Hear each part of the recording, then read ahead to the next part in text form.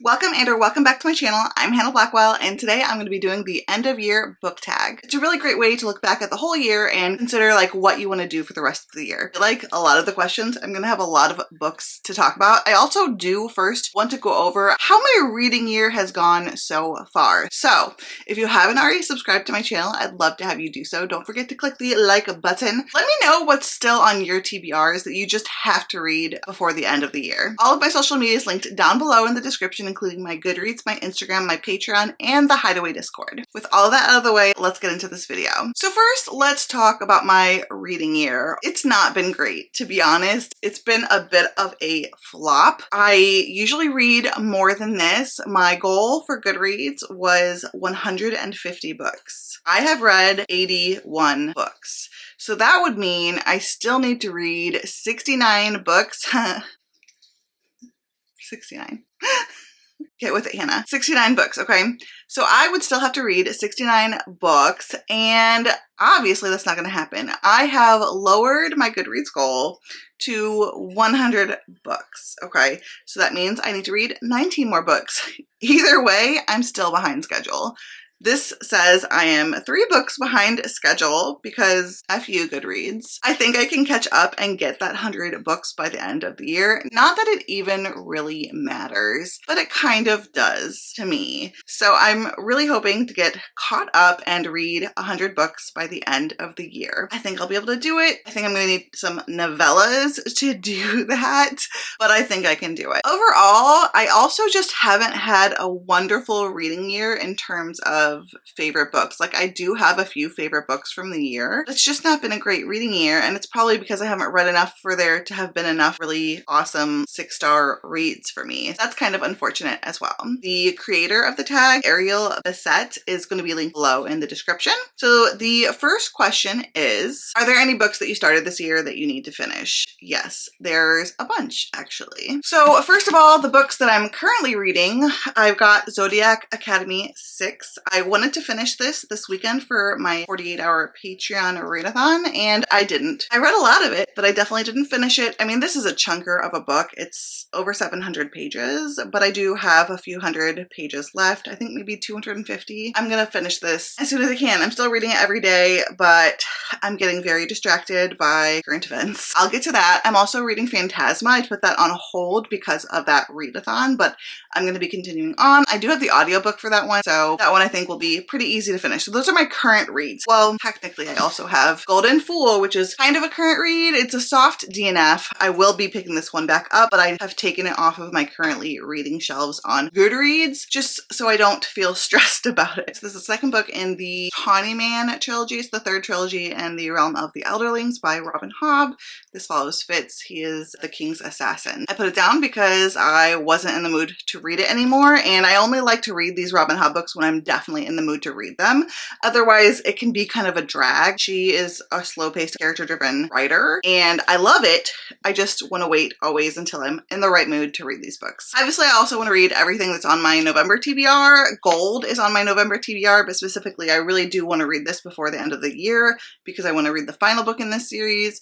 This is a King Midas retelling. This is the 5th book in the series. I soft DNF'd it, so I would like to pick this one back up. I told you guys I'm gonna have like a million answers for every question. Soft DNF a lot, so that's part of the issue. I also DNF'd Iron Flame, but I'd like to pick this one back up. Both of these I was just not enjoying, but I'd like to continue on in the series, so I have to. This is the follow-up book to Fourth Wing, which is a super popular book, and most people did not enjoy Iron Flame as much, and I was not enjoying it as much either, so yeah, I put it down, but I want to read it. Same kind of vibes with this one, like people have not really been liking this book in comparison to the rest of the series, but I have to read this to get to the final book in the series. I am sure there's more soft DNFs I have forgotten. Definitely the soft DNFs that I would like to finish before the end of the year. I think the Robin Hobb book I would like to, but I'm not like stressed about finishing it before the end of the year. Let's see, next question. Okay, do you have an autumnal book to transition into the end of the year? I really like cozy books for the transition. I think Nettle and Bone by T. Kingfisher is a wonderful book to kind of transition into fall because it's cozy, but a little bit bit dark. It's a fairy tale kind of vibe, but it's really short. It's real well written. It's just like a really good novella, I think, to read this time of year. But I will also go ahead and link my like cozy fall recommendations video from last year if you want more fall recommendations. It is the beginning of November, but some people are still really wanting to read the fall books right now, and I have a whole recommendation video for those types of reads. Is there a new release that you are still waiting for? Tomorrow, actually, a book that is on my radar is coming out, and it's called The Teller of Small Fortunes by Julie Liang. And this is a cozy fantasy that looks right up my alley, and I'm very, very intrigued by this one. It's about a wandering fortune teller, and I guess there's like the found family trope. She only tells small fortunes. It sounds really, really sweet and cozy and right up my alley. So that one I'm really intrigued by, and I'd like to read. What are 3 books that you want to read before the end of the year? Well, besides all of the books that I've already talked about and my November TBR, like a million. One book that I'd really like to get to before the end of the year is Metal Slinger, and this is by Rachel Schneider. This is all over booktube, and I know it's all over book talk, though I don't really go on book talk. I don't have it. I know this is very, very popular right now, and I do have this downloaded on KU, so I'd like to get to this one. I've heard nothing but amazing things. It's a fantasy romance. I don't know much going in other than it is taking the world by storm right now, and people are loving this book. I would also really like to read A Fate Inked in Blood by Danielle L. Jensen. This is a Norse-inspired fantasy romance book that she came out with this year. It is traditionally published, and I think it's been very popular. A lot of people have really enjoyed this. I know April from Happily Ever April really enjoyed this one too. I love Norse-inspired anything. I'm a huge Last Kingdom fan. I would love to read more Norse-inspired fantasy romance. So this one is definitely on my radar. I had this out from the library, so yes, I would really, really like to read this one before the end of the year. And then, like I said, all of the other books that I talked about. So that's like way more than 3, but all the books that I need to finish and all of the books that are on my November TBR. So that's what I'm going to stick with for now. Is there a book that you think could still shock you and become your favorite book of the year? Yes, I do think that's possible. I do have 2 really strong favorite books of the year and some other books that I really, really, really, really liked too. So even though it's not been a great reading year, I do have like probably at least 5 really strong books that I know are like favorites. And my top 2 favorite books of the year, kind of neck and neck, but we'll see. I think that I could still be surprised maybe by Metal Slinger, but we'll have to see. We'll have to see. I'm hoping, because I really want more favorite books. I'm hoping that November and December are amazing reading months for me.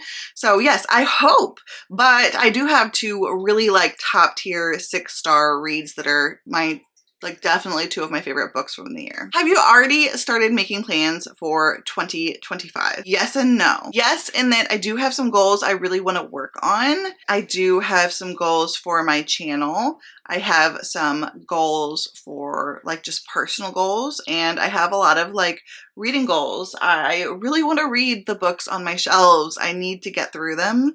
Yeah, I have a lot of plans. I have a lot of reading I want to do. I'm hoping next year is a better reading year. So I have like super high hopes for 2025. So there you have it. Not the best reading year. I'm still behind. I need to catch up, maybe read some novellas, but I also do want to read some books that I think could be 6-star reads for me. I just have high hopes for the rest of this year. Let me know what you still need to read. I'd love to hear from you on what's still on your end of year TBR.